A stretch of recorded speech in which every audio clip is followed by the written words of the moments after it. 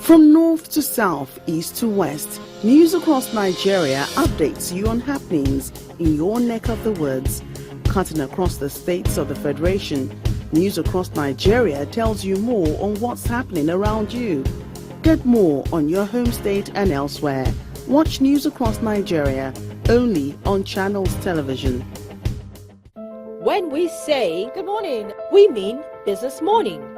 Information, insight, perspectives. It's not just business news, but exclusive and focused interviews with top CEOs, entrepreneurs, hands-on business managers, the men and women who drive the economy of Nigeria, a country at the cusp of a new beginning.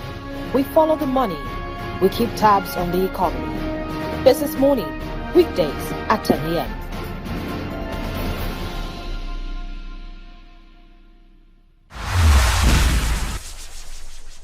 Thank you for staying with us. Well, it is good that you earlier on raised the issue of cutting costs. Atiku also spoke about it earlier. But Atiku, let me come back to you. The president talked about cutting costs. What is your response to that?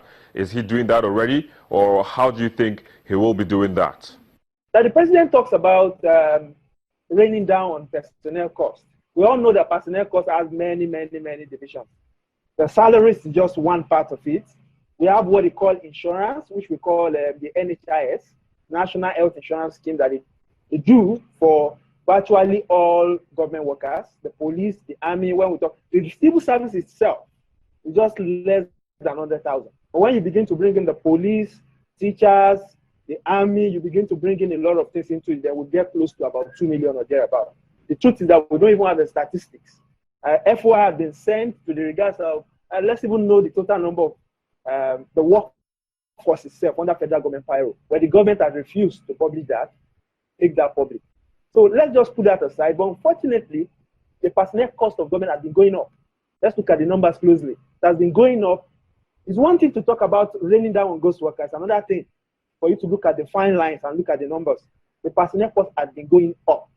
That's just one. And we have to understand also that the president made some wide promises during the campaign period. And now recently, you must have been hearing about the Empower project, bringing in a lot of youth. All those ones are adding up. Although, if you look at the budget as it's here today, they've carefully removed it and placed it under what you call special intervention project. But really, it's just a big component of that money is going under personnel cost itself. So personnel cost is going up. If you look at the overheads of government, it's also going up. It's growing by 2 billion. And that's actually understandable. We understand that the cost of virtually everything is jumping up, from the cost of fueling, utility bills, water bills. But funny enough, if you look at the line items of some agencies and you compare with what's happening at the presidency, as you look at the breakdown, you'll be so shocked to what degree the utility bill of the president has actually jumped up. That shows clearly there's still something fishy going on within that budget line items. Although we thank God, at least for the first time, some agencies are actually coming out, heads of agencies, to publicly defend their budget. But reality is that you look at the line item, compared with last year, growth in utility are astronomical. It has actually jumped. For some ministries, while for some, it has actually come down, especially for those ones that are not very close to the presidency. So moving forward, what will you be expecting? The president has submitted the proposed budget.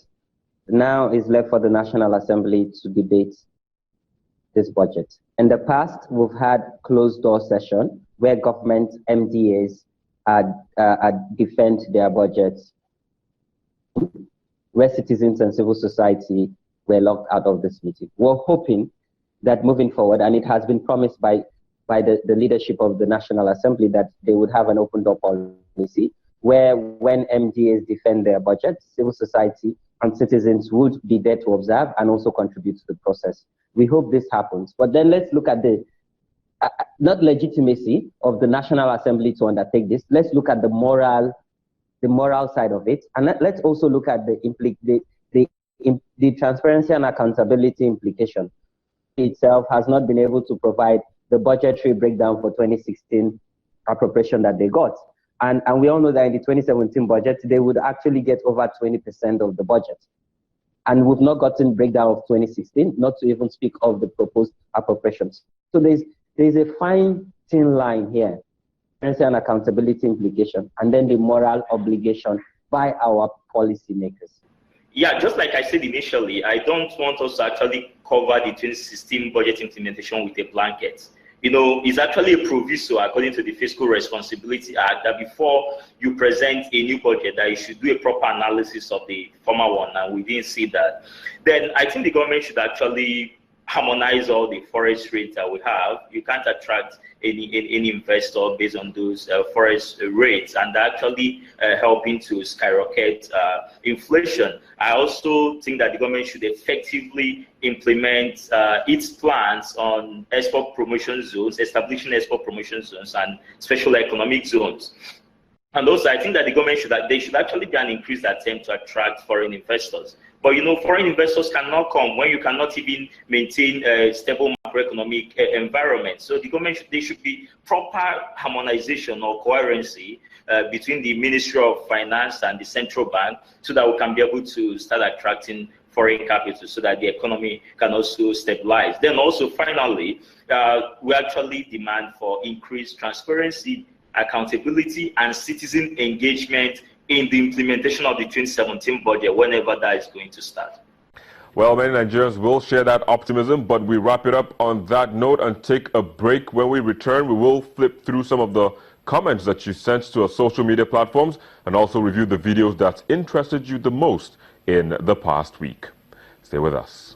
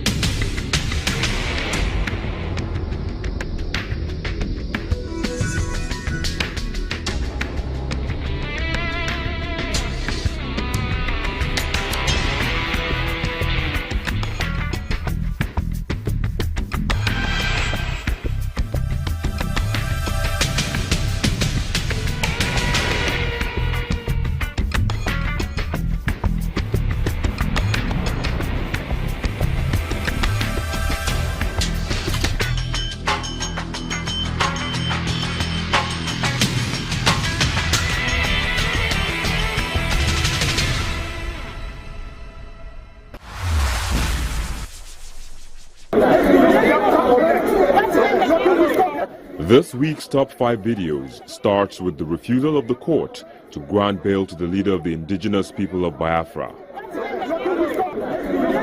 Nobody can stop Biafra. It's Biafra or death. We are ready to die for Biafra.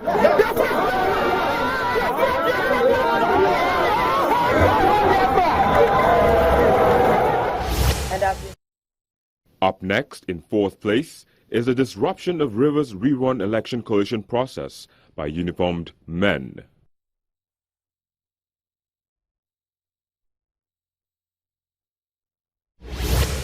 The size of the 2017 capital budget of 2.24 trillion naira, inclusive. In 3rd place is the President, Muhammadu Buhari, presenting the 2017 budget to the National Assembly.